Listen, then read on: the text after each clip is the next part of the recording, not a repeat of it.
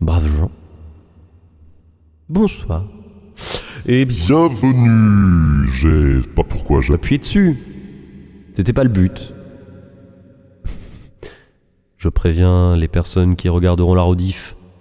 J'ai chopé le Covid. Donc, je serai peut-être bizarre pendant cette lecture. Et sponsorisé par la boîte de mouchoirs, évidemment. Bref gens donc, bonsoir. Et bienvenue dans... Horrifiques histoires.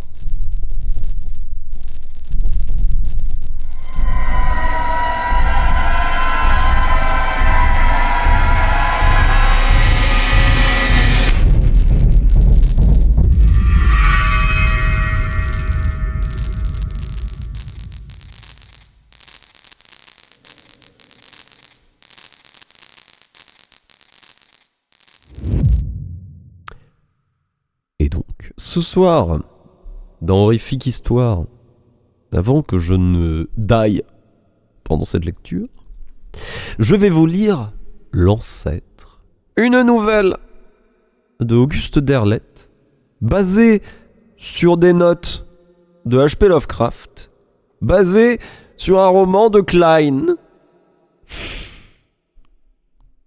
Allez checker sur internet si vous avez raté l'histoire, évidemment. Braves gens, bonne écoute.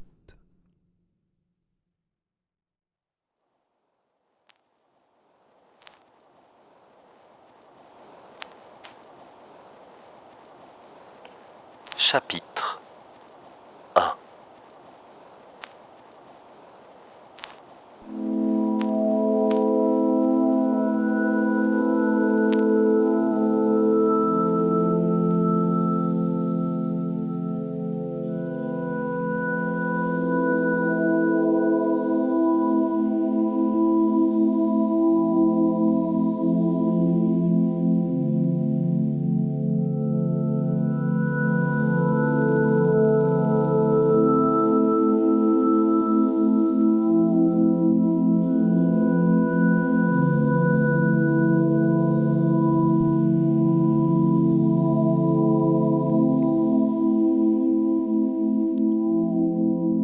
Quand mon cousin, Ambrose Perry, un robuste quinquagénaire, abandonna la pratique de la médecine, c'était encore un homme relativement jeune, au teint coloré. Il avait soigné à Boston une clientèle très lucrative. Il aimait, certes, et beaucoup, son travail, mais il était quelque peu enclin à le délaisser pour se consacrer à des théories bien à lui. Individualiste, il n'en imposait pas la démonstration à ses confrères. Les estimant trop attachés à des méthodes plus orthodoxes, trop timides pour s'engager dans des expériences personnelles sans l'assentiment préalable de l'Association des médecins américains, Ambrose avait tendance à les regarder de haut.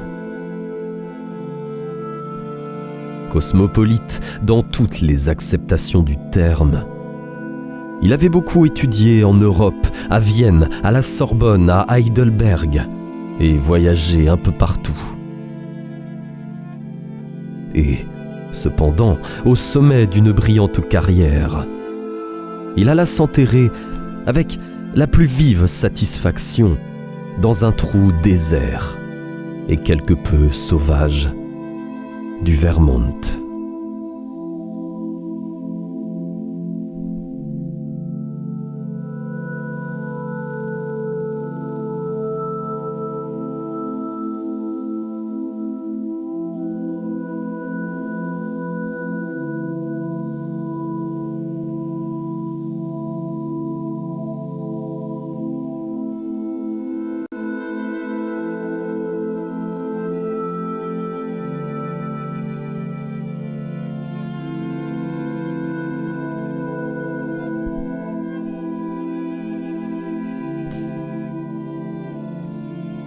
Il vivait presque en reclus, dans la maison qu'il avait fait construire au milieu d'une épaisse forêt, et équipé d'un laboratoire aussi complet que peut procurer la fortune. Pendant 3 ans, on ne lut rien de ses activités, ni dans la presse, ni dans sa correspondance privée avec des parents ou des amis. Je fus donc considérablement surpris lorsque je reçus une lettre de lui. Elle m'attendait au retour de mon séjour en Europe. Il me demandait de venir, si possible, passer quelque temps près de lui. Avec mes regrets, je répondis que je devais avant tout m'occuper de me trouver une situation. J'exprimais ma satisfaction d'avoir de ses nouvelles et l'espoir que je pourrais un jour profiter de son invitation, aussi aimable qu'inattendue. Il me répondit par retour du courrier, me proposant de devenir, avec de gros appointements, son secrétaire. Ce terme de secrétaire signifiait aussitôt pour moi qu'il me demanderait non seulement de prendre des notes sous sa dictée, mais de faire exactement tout dans la maison.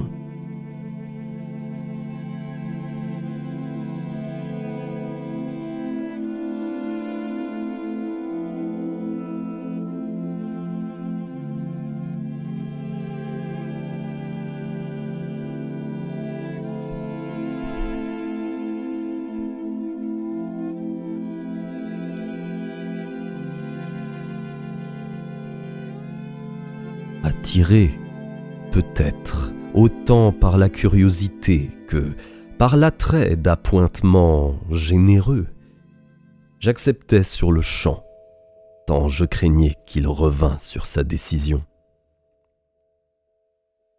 Dans le courant de la semaine, j'arrivais à la maison de mon cousin. C'était une demeure pleine de coins et de recoins, construite dans le style des fermes hollandaises en Pennsylvanie, mais avec un seul étage couronné de pignons aigus et de toits aux pentes raides. Mon cousin avait eu beau m'envoyer des instructions fort précises. J'eus du mal à trouver sa propriété à 15 kilomètres du plus proche village, un hameau du nom de Tyburn. De plus, la maison était tellement en retrait d'une route peu fréquentée, le sentier qui y menait était si étroit, que je me demandais un moment si je ne l'avais pas dépassé, dans ma hâte d'arriver à l'heure convenue.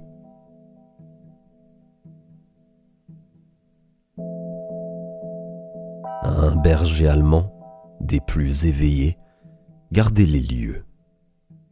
Il était enchaîné, mais sûrement pas méchant. Sans me perdre de vue, il ne gronda pas, il ne fit pas mine de s'élancer vers moi lorsque j'allais sonner à la porte.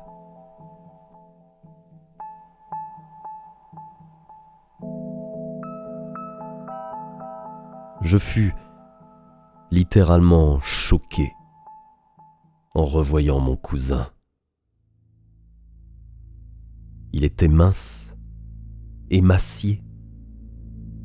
Le gaillard au teint coloré que j'avais connu presque 4 ans plus tôt s'était évaporé, remplacé par une pure et simple caricature de ce qu'il avait été. Sa robuste vigueur semblait elle aussi avoir tristement fondu. Mais sa poignée de main était toujours ferme et franche.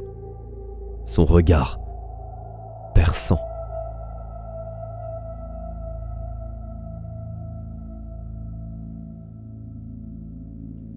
« Bienvenue, Henri !» s'écria-t-il à ma vue. « Rouquin lui-même semble vous avoir vu arriver avec plaisir. Il n'a pas aboyé. » À l'énoncé de son nom, le chien bondit de toute la longueur de sa chaîne, en remuant la queue. « Entrez donc, vous garerez votre voiture plus tard. »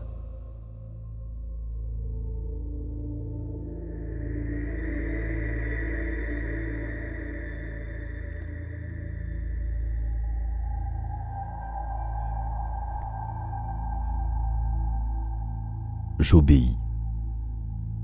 Le mobilier n'avait rien de féminin, certes. Je lui trouvais même une apparence austère. Le repas était servi. J'appris que, loin de m'avoir engagé comme factotum, mon cousin avait à son service une cuisinière et un homme à tout faire qui vivait au-dessus du garage. Il n'avait pas l'intention de me demander autre chose que de m'occuper de transcrire ses notes et classer les résultats de ses expériences. Car il se livrait à des expériences. Il tint à m'en informer d'entrée, quoiqu'il ne me révélât rien sur leur nature. Au cours du repas, où je fis la connaissance d'Edward et de Meta Reed, le couple chargé de l'entretien de la maison et de celui du jardin, Ambrose ne me parla que de moi, de ce que j'avais fait, de ce que je comptais faire. « À 30 ans, me rappela-t-il, il est grand temps de se choisir un avenir. »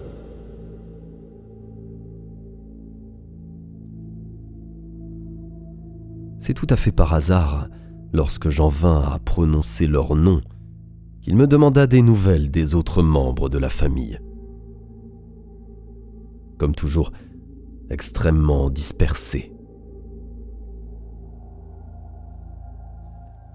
C'est tout à fait par hasard, lorsque j'en vins à prononcer leur nom, qu'il me demanda des nouvelles des autres membres de la famille, comme toujours extrêmement dispersés. Mais j'avais l'impression que c'était pure amabilité, rien de plus. Je ne crois pas qu'il s'intéressait vraiment à mon avenir. Et pourtant, il m'assura être disposé, si je voulais embrasser la carrière médicale, à assumer les frais de mes études jusqu'à ma thèse. Mais ce n'était sûrement que politesse dont il tenait à se libérer au plus tôt, car enfin, c'était la première fois que nous nous rencontrions depuis des années. Or, tout me laissait à penser que les sujets qu'il avait lui-même attaqués l'agaçaient. Mon zèle à lui répondre l'impatientait, et il s'en voulait d'avoir cédé aux nécessités d'une situation conventionnelle entraînant des questions qui lui étaient tout à fait indifférentes. Les Reed, le mari et la femme, l'obéissance même, parlaient peu. Non seulement Madame Reed avait à préparer le dîner et à le servir, mais ils étaient visiblement habitués à vivre de leur côté, même s'ils mangeaient à la table de leur employeur. Ils grisonnaient tous les deux et trouvaient cependant moyen d'avoir l'air beaucoup plus jeune qu'Ambrose. Il ne présentait aucun signe de la dégradation physique qui l'avait attaqué. Le repas se poursuivit en un silence rompu seulement de temps à autre par l'échange de quelques propos entre Ambrose et moi. Les Reed partageaient le repas sans servilité, mais affectaient le masque de l'indifférence.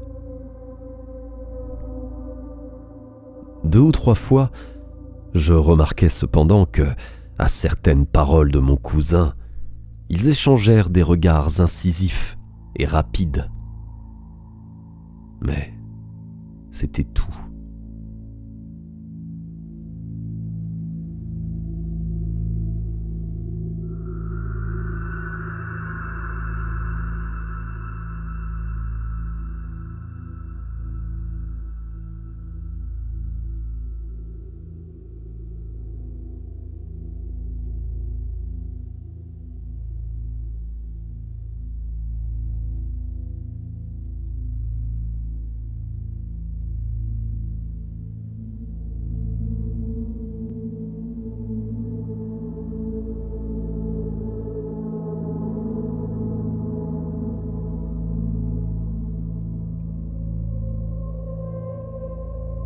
Ce n'est que quand nous nous fûmes retirés dans le bureau d'Ambrose qu'il aborda le sujet occupant à lui seul toute sa pensée.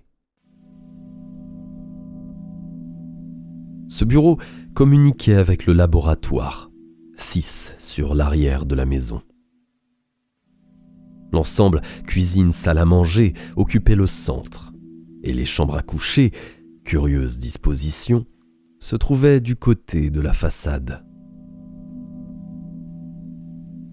Une fois dans le confortable bureau, Ambrose se détendit un peu. Mais sa voix se mit à trembler, pleine d'une excitation croissante. Vous ne devinerez jamais dans quel sens j'expérimente Henri, depuis que j'ai abandonné la clientèle.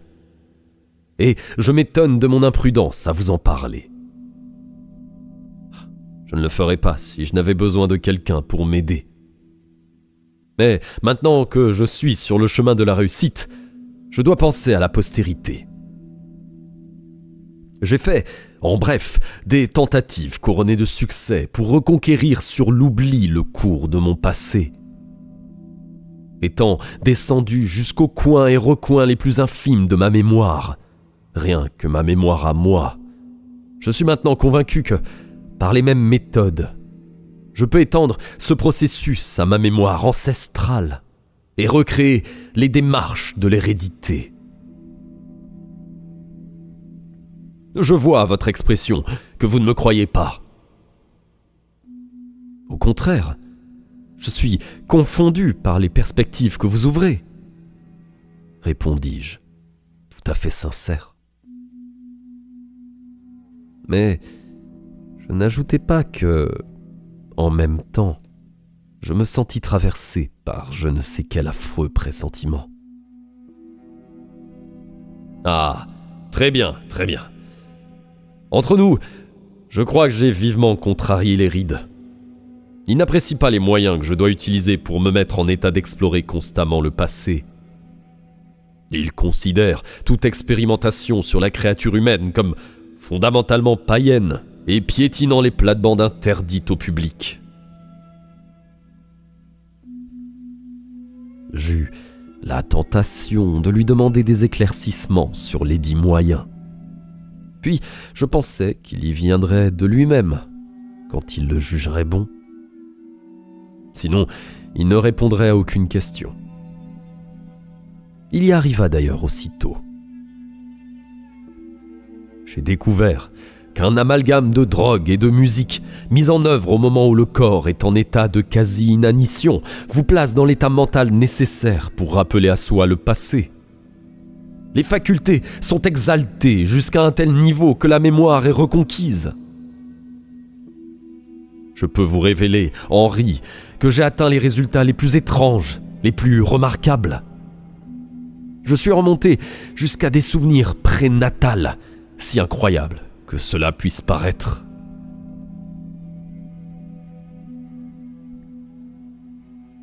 Il parlait avec passion, les yeux étincelants, la voix tremblante, positivement électrisée.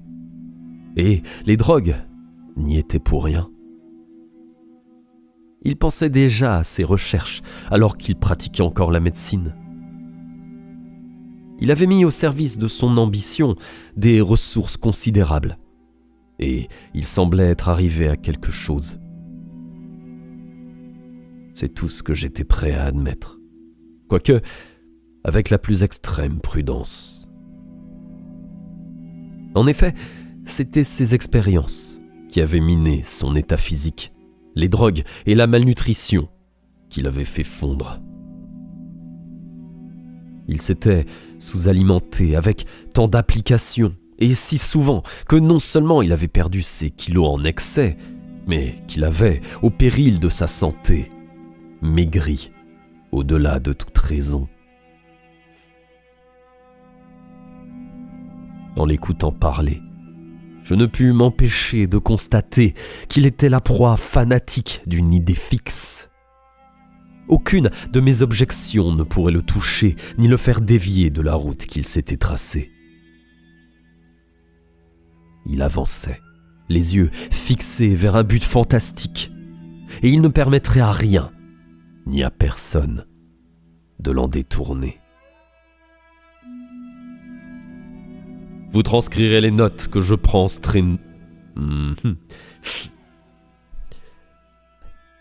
Vous transcrirez les notes que je prends en sténo, continua-t-il, un peu plus calme.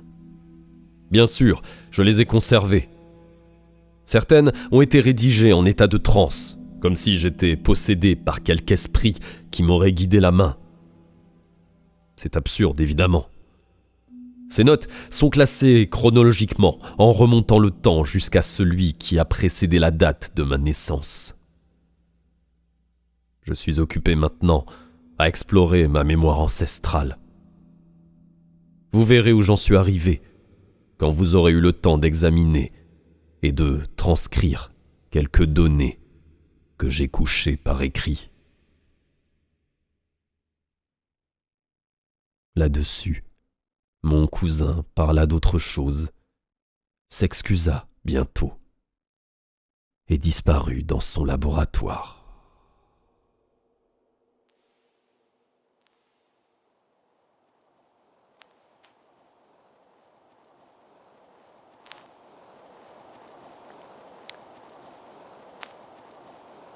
Chapitre 2.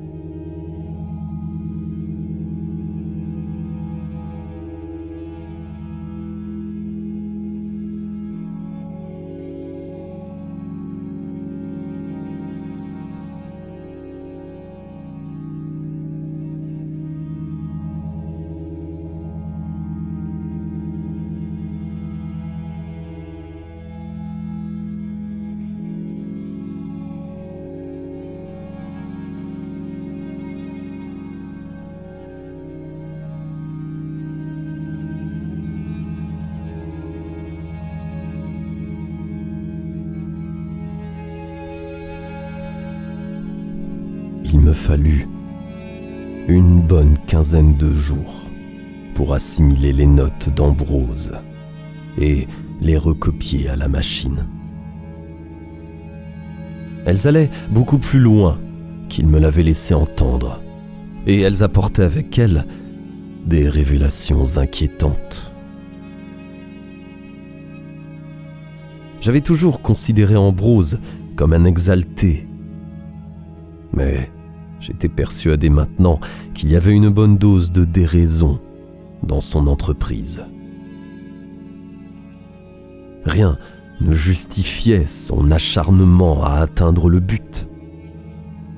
Il ne pourrait jamais prouver de façon irréfutable qu'il y était arrivé, et sa réussite n'améliorerait en rien le sort de l'humanité. Tout cela me semblait aux limites d'un entêtement fanatique et de l'irrationnel. Ce n'est pas tant les découvertes qu'il pourrait faire en prospectant sans cesse sa mémoire qui l'intéressait que l'expérience en soi. De toute évidence, ce qui avait pu être à l'origine une distraction de savant avait tourné à l'obsession, à tel point que tout passait après elle, même la santé. C'était assez affligeant.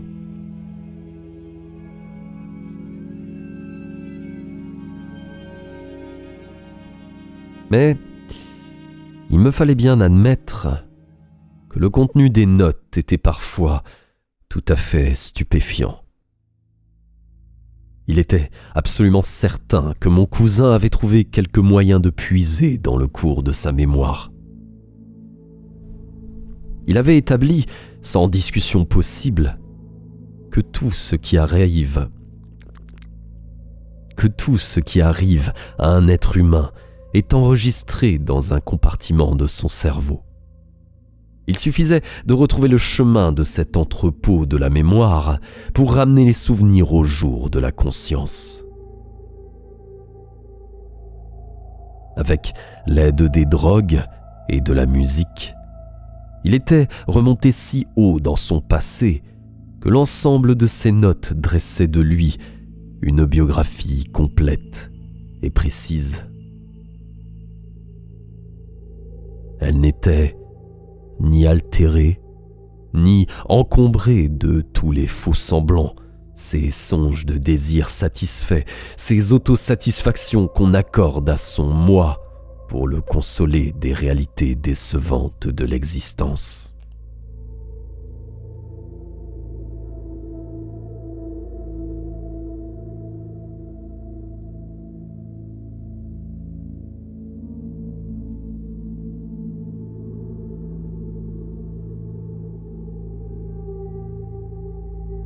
Remonter si loin dans le cours de la vie de mon cousin.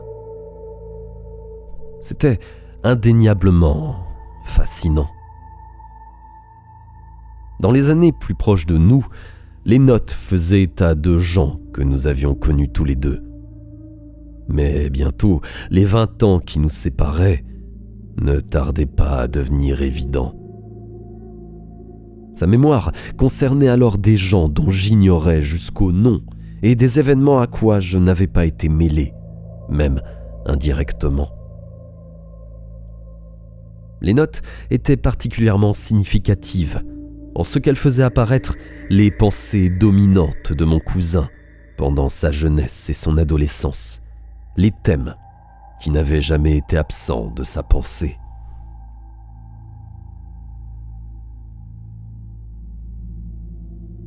Discuter passionnément avec de Lesseps sur la source originelle. Le lien avec le chimpanzé est trop récent. Poisson au début. C'était une trace de son passage à la Sorbonne. Et à Vienne, l'homme n'a pas toujours vécu dans les arbres, dit von Widersen. D'accord. On peut penser qu'il nageait. Quel rôle, s'il en avait un, jouaient les ancêtres de l'homme, au temps des brontosaures?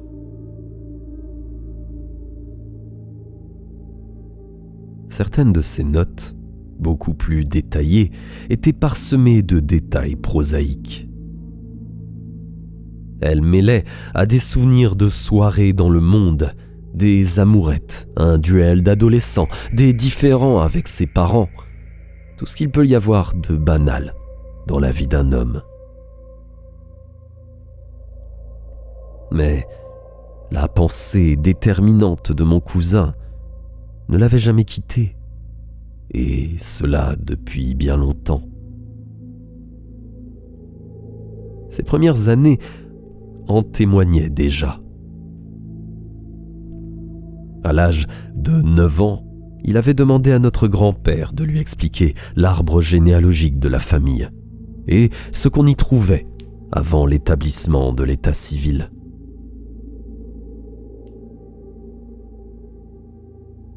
On ne voyait aussi que trop dans ses notes les conséquences des sévices qu'il s'infligeait dans l'intérêt de ses expériences harassantes. Depuis le jour où il avait entrepris de noter ses souvenirs, son écriture n'avait cessé de se détériorer. Cela semblait lié au fait qu'il remontait le temps jusqu'à son enfance, jusqu'aux ténèbres du sein maternel. Et il y était retourné, à moins que ses notes ne fussent que pure et simple invention.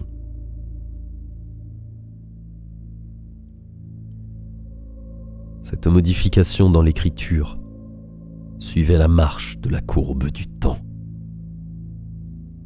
Cette notion m'apparaissait tout aussi fantastique que la certitude de pouvoir remonter le cours de la mémoire héréditaire, puis ancestrale.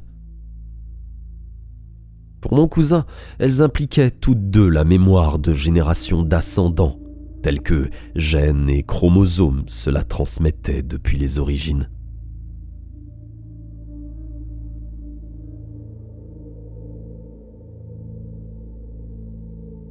Je suspendis néanmoins mon jugement pendant que je classais les notes. Nous n'en parlions pas, sauf quand je n'arrivais pas à déchiffrer un mot.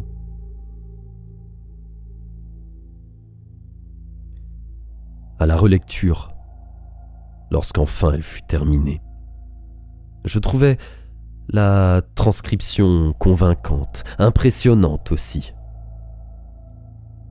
Je la tendis à mon cousin dans des sentiments ambigus.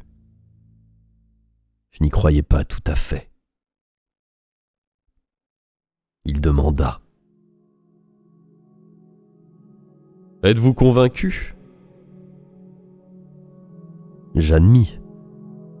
« Jusqu'au point où vous en êtes arrivé, oui. »« Vous verrez, » répliqua-t-il, imperturbable.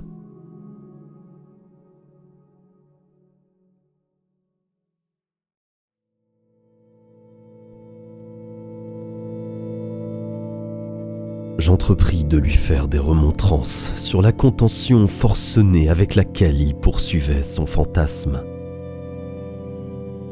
Pendant les 2 semaines qu'il m'avait fallu pour comprendre et taper ses notes, son régime avait nettement dépassé les bornes du raisonnable.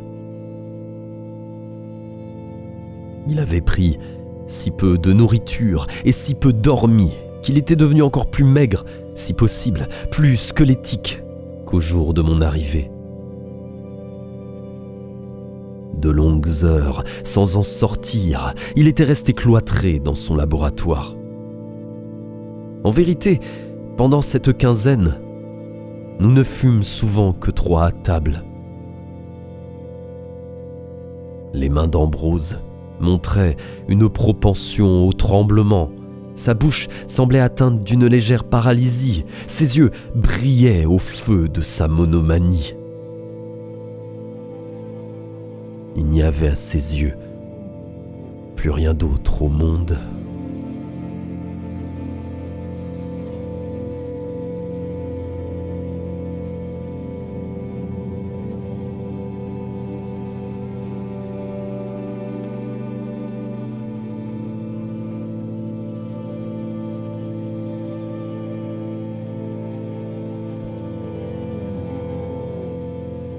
Je n'avais pas accès au laboratoire.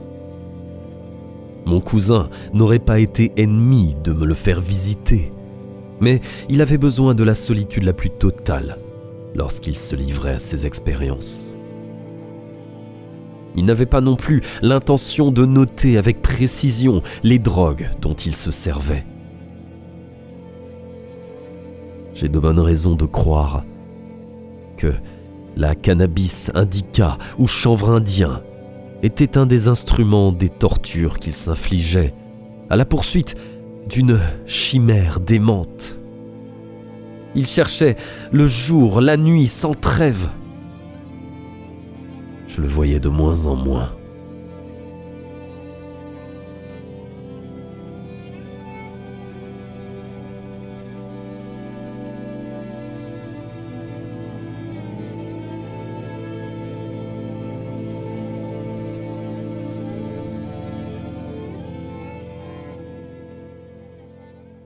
Il était toutefois resté plus longtemps avec moi, cette nuit où je lui remis finalement la mise au net de ses notes.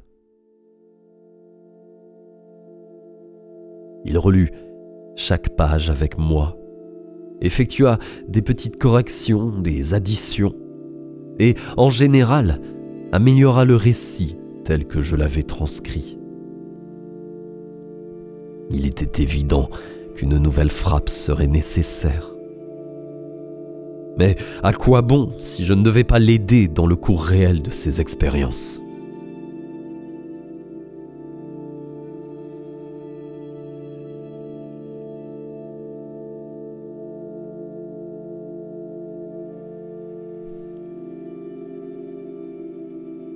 Mon cousin avait une autre liasse de notes, toute prête à être tapée quand j'aurais fini la première. Ces notes-là ne concernaient pas ses souvenirs personnels, mais remontaient bien plus haut dans le temps, C'étaient des souvenirs de ses parents, de ses grands-parents, de leurs ancêtres. Ils étaient d'ordre général, alors que ses propres souvenirs étaient d'ordre particulier. Mais on entrevoyait toutefois un tableau bien surprenant de la famille avant la génération même d'Ambrose. Il y avait les réminiscences de grands cataclysmes, de vastes événements de l'histoire, des premiers âges de la Terre. Je n'aurais jamais cru qu'un homme pût réaliser de telles récréations du passé. Pourtant, elles étaient là, indéniables, impressionnantes et inoubliables. C'était une réussite, s'il en fut. J'en étais bien convaincu maintenant. Il ne s'agissait pas de simulation. Cependant, je réservais encore mon jugement sur Ambrose, alors qu'il n'eût pas toléré, lui, le moindre doute sur le bien fondé de son entreprise, à laquelle il était de plus en plus fanatiquement attaché. Je copiais ce second jeu de notes aussi scrupuleusement que le premier. J'eus fini en quelques jours et lui remis la nouvelle transcription.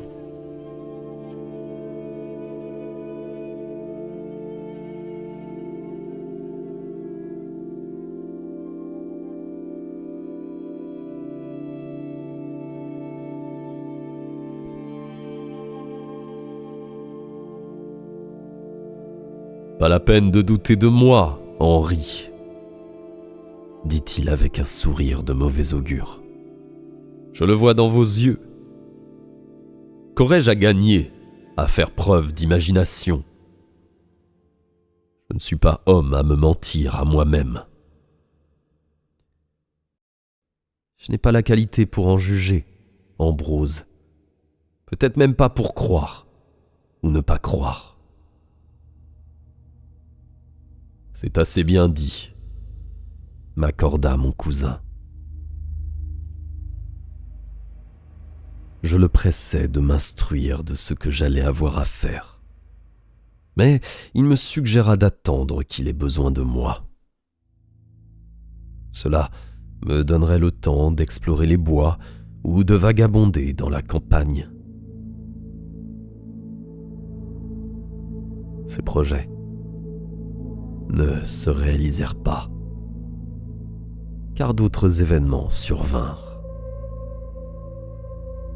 Cette nuit même m'engagea sur une nouvelle voie, bien différente.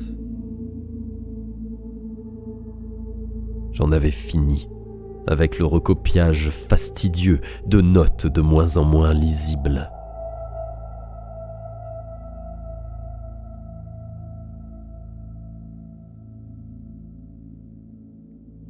En effet, au milieu de la nuit, Reed vint me réveiller.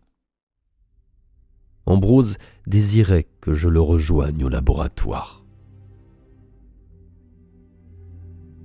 Je m'habillai et descendis aussitôt. Je trouvai Ambrose allongé sur une table d'opération, enveloppé de son habituelle robe de chambre gris souris. Il était plongé dans une demi-stupeur, pas assez profondément toutefois qu'il ne me reconnut. « Il est arrivé quelque chose à mes mains !» dit-il avec effort. « Je ne suis plus à la hauteur. Voulez-vous noter tout ce que je pourrais dire ?»« Que se passe-t-il » demandai-je. « Une paralysie passagère des nerfs, peut-être, ou une crampe musculaire. Je ne sais pas. Demain, ce sera fini. »« Parfait, dis-je. Je suis prêt. » Je pris son bloc et son crayon et attendis. L'atmosphère du laboratoire, peu éclairée, sauf par une lampe basse qui versait sur la table d'opération une lumière rouge, était étrange, fantasmagorique. Mon cousin ressemblait beaucoup plus à un cadavre qu'à un homme sous l'influence de la drogue.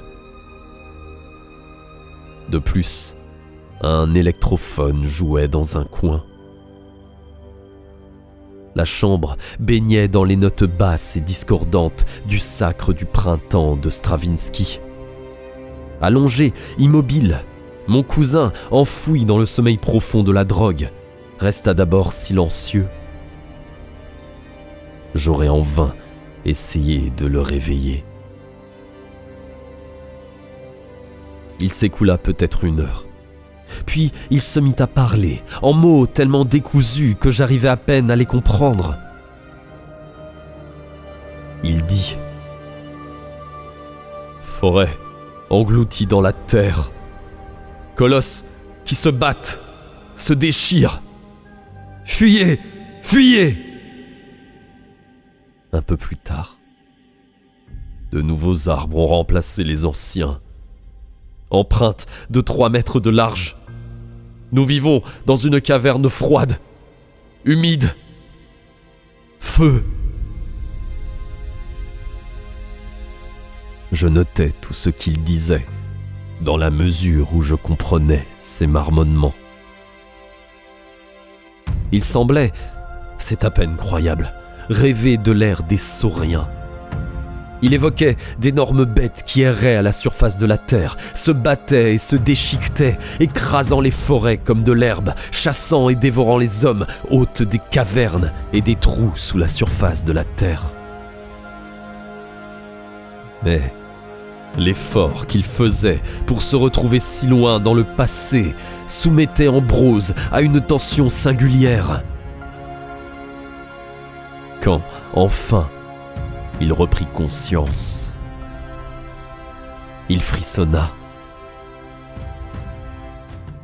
Il me fit signe d'arrêter l'électrophone, murmura quelque chose à propos de tissu musculaire en dégénérescence, mot curieusement associé à des rêves. Je me souviens.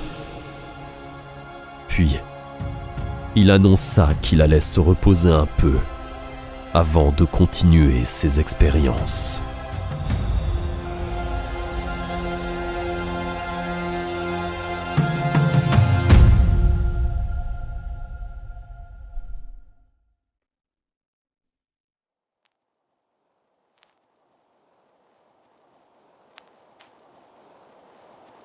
Chapitre 3.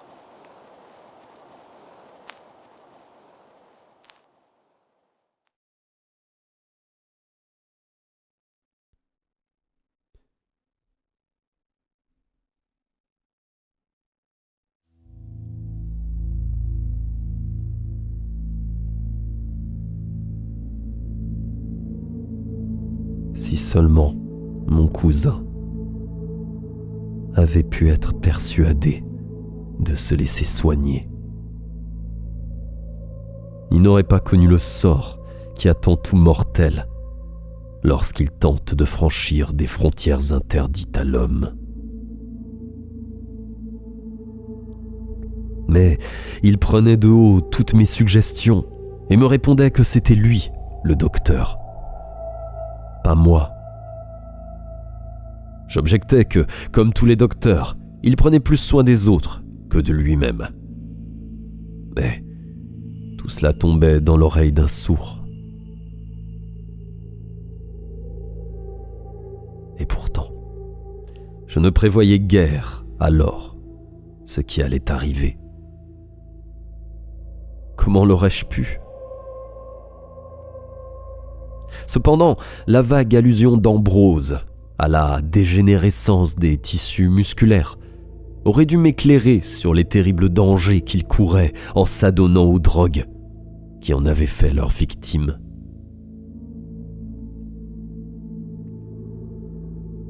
Il se reposa pendant 1 semaine.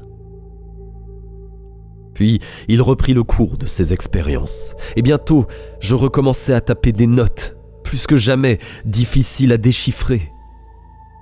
Son écriture était devenue presque illisible. En outre, j'avais souvent beaucoup de mal à deviner ce qu'il avait voulu dire. Il était maintenant remonté loin, très loin, dans le passé.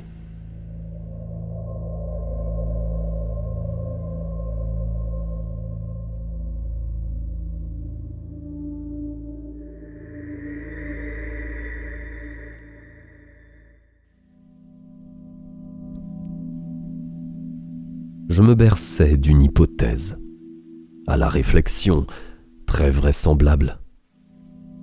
Mon cousin était peut-être victime d'une sorte d'auto-hypnose.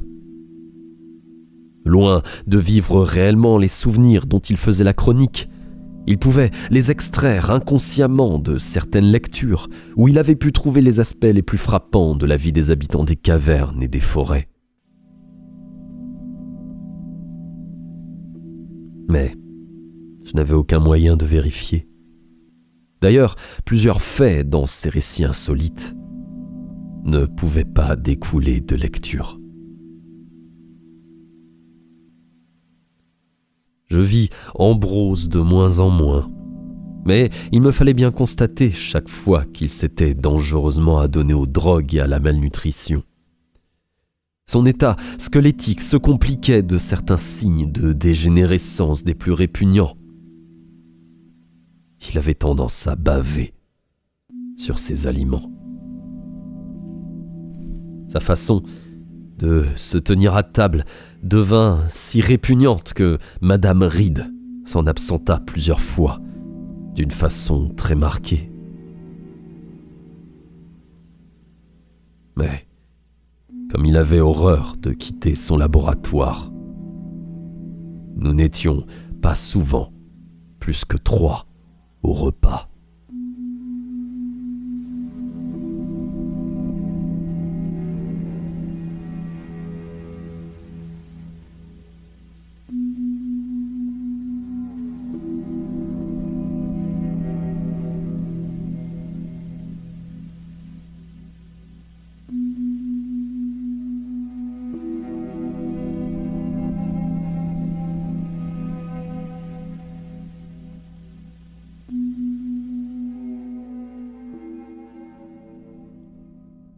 Je ne me souviens plus exactement du moment où survinrent les transformations les plus dramatiques dans le modus vivendi d'Ambrose. Je crois que j'étais là depuis un peu plus de 2 mois. Quand j'y repense, il me sembla que c'est Rouquin, le chien, qui tira, si j'ose dire, la sonnette d'alarme. Il commença à faire preuve d'une agitation anormale. Alors que jusqu'ici il s'était conduit en chien remarquablement bien élevé, maintenant il lui arrivait souvent d'aboyer la nuit. Le jour, il geignait et se déplaçait de la longueur de sa chaîne entre la cour et la maison avec tous les signes d'une vive inquiétude. Madame Reed disait « Ce chien voit et entend quelque chose qui ne lui plaît pas. » Peut-être était-ce vrai, mais je n'y prêtais pas grande attention. C'est à peu près à cette époque que mon cousin décida de ne plus quitter son laboratoire. Il donna des ordres pour ses repas qui devaient être déposés sur un plateau devant sa porte. Je lui signifiai mon désaccord, mais il ne voulut ni ouvrir la porte, ni sortir. Très souvent, il attendait un bon moment avant de prendre le plateau. Sa nourriture avait eu tout le temps de refroidir, et Madame Reed renonça peu à peu à lui servir des plats chauds. Le plateau attendait devant la porte, 1, 2, 3 heures même. Et puis tout d'un coup, il n'était plus là. Il ne reparaissait que plus tard, vide. Son alimentation subit elle aussi un changement. Jusque-là, il avait bu beaucoup de café. Maintenant, il en était dégoûté. Il retourna si souvent sa tasse intacte que Madame Reed ne se donna plus le mal de lui en préparer. Il paraissait préférer des nourritures de moins en moins compliquées. Viande, pommes de terre, laitue, pain, et ne témoignait plus d'aucun goût pour les petits plats bien cuisinés. Quelquefois, il y avait des notes sur le plateau, mais de plus en plus rares et espacées. D'ailleurs, je n'arrivais même plus à déchiffrer cette écriture déchue. Il semblait avoir de la difficulté à tenir son crayon.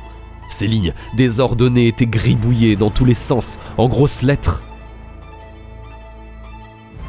Il était tellement drogué que cela n'avait rien de surprenant. La musique qui coulait à flot du laboratoire devenait de plus en plus primitive.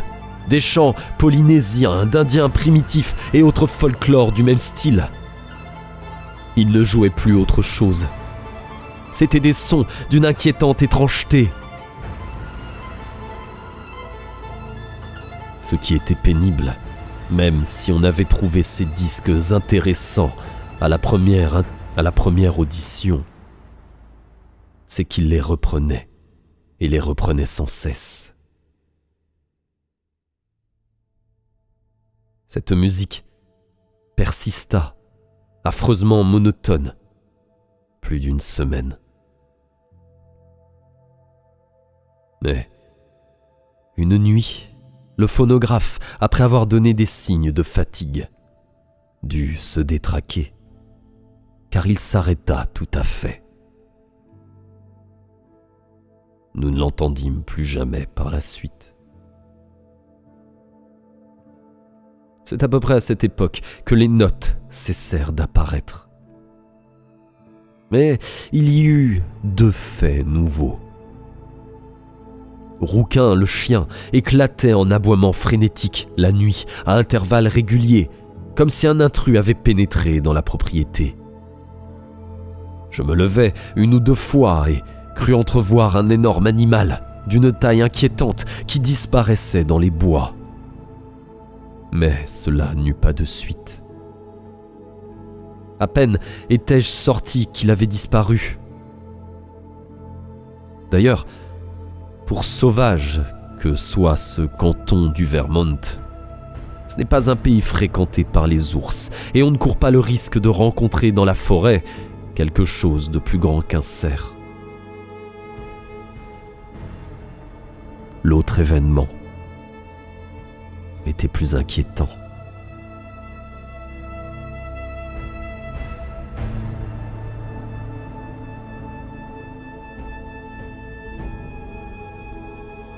Madame Reed s'en aperçut la première et me le signala.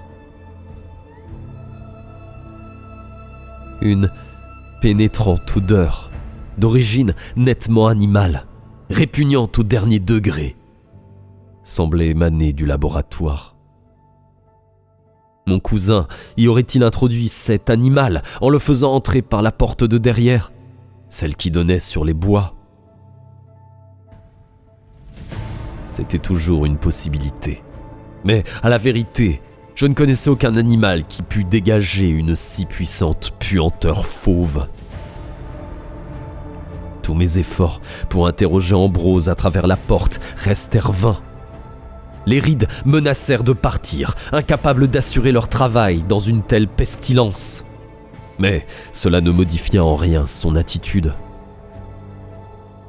3 jours plus tard, les Reed déménageaient avec armes et bagages. Je restais seul pour m'occuper d'Ambrose et du chien.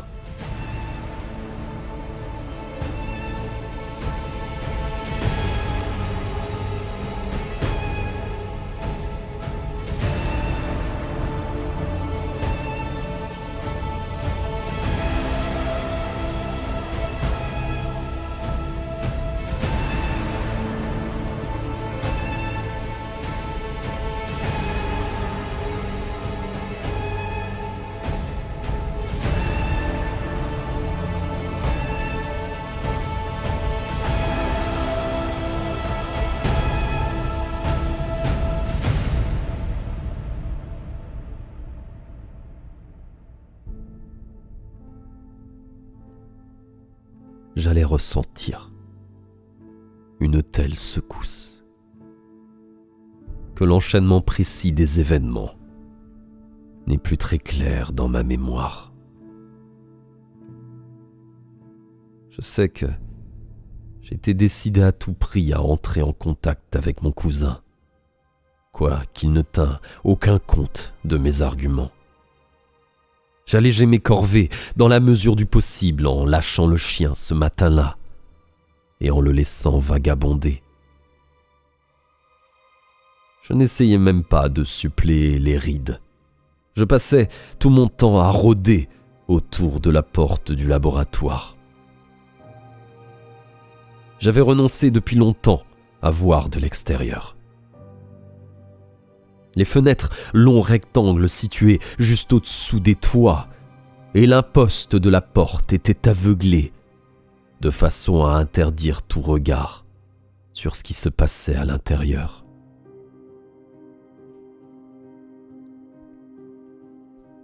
Quoique mes plaidoyers et mes insinuations n'eussent pas d'effet sur Ambrose, je savais qu'au bout du compte, il faudrait qu'il mange.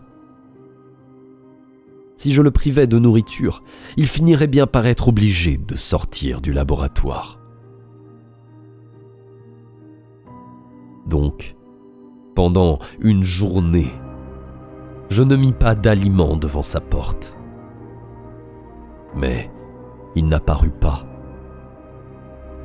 J'attendis en vain, d'humeur très sombre, exposé à l'atmosphère vomitive de fauve qui, du laboratoire, avait gagné toute la maison.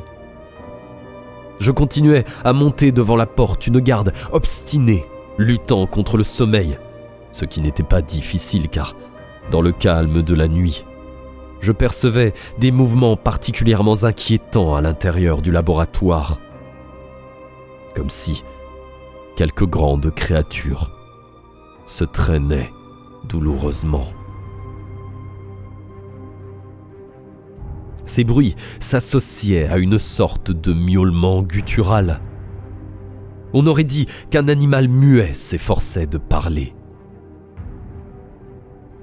Plusieurs fois, j'appelais et souvent aussi, j'essayais de pousser la porte du laboratoire, mais elle résista à tous mes efforts. Elle était non seulement fermée à clé, mais barrée par un objet pesant.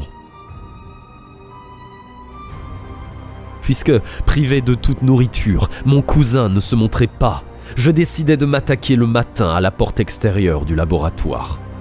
Je trouverais bien un moyen de la forcer. J'étais maintenant horriblement inquiet.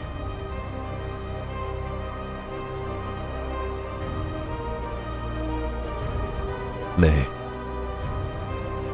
j'avais à peine pris cette décision que je me rendis compte de l'agitation frénétique du chien.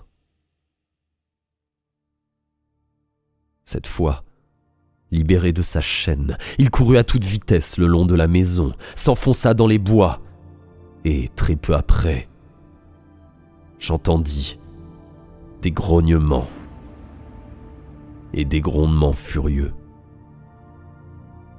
Il avait attaqué quelque chose. Oubliant un moment mon cousin, je gagnai la porte la plus proche, j'attrapai au passage une torche électrique et partis en courant dans la direction des bois. Mais, ayant tourné l'angle de la maison, d'où l'on découvrait l'arrière du laboratoire, je constatai que la porte était restée ouverte. Je revins sur mes pas, à toutes jambes. Tout était noir à l'intérieur. J'appelais mon cousin par son nom. Pas de réponse. Grâce à la torche, je trouvais le bouton de l'électricité et allumais.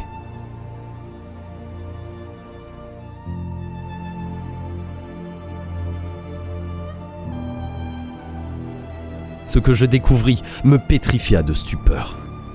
La dernière fois que j'étais entré dans le laboratoire, tout y était rangé dans un ordre méticuleux et miroitait de propreté. Il était maintenant dans un état horrible. Non seulement tout le matériel expérimental était renversé et brisé, Mais je vis répandus sur les instruments et le plancher des morceaux de nourriture à demi décomposés. On identifiait facilement ce qui avait passé par la cuisine. Mais il y avait aussi un amas affreux de nourriture crue, à moitié dévorée, des restes de lapins, d'écureuils, de moufettes, de marmottes et d'oiseaux. Sur tout cela régnait une puanteur abominable à donner la nausée. On se serait cru dans la tanière d'un animal primitif. Les instruments éparpillés rappelaient notre civilisation, mais l'odeur et l'aspect de l'endroit témoignaient d'un niveau de vie très en dessous de l'humanité.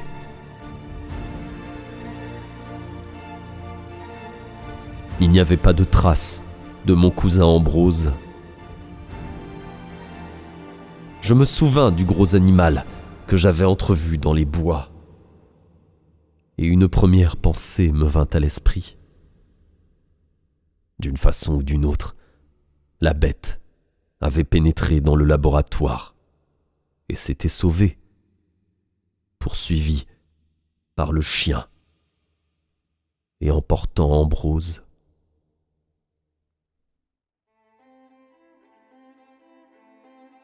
Agissant en conséquence, je me précipitai hors du laboratoire, vers cet endroit du bois d'où me parvenaient toujours les sons gutturaux de deux animaux en train de se battre à mort.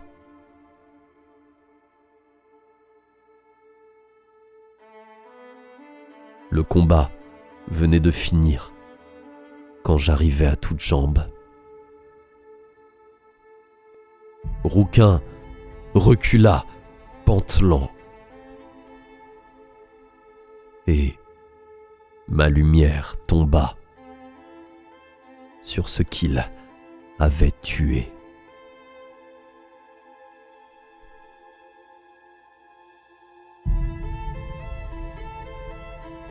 Je me demande encore comment j'ai eu la force de retourner à la maison, d'appeler les autorités et même de penser d'une façon cohérente plus de 5 minutes.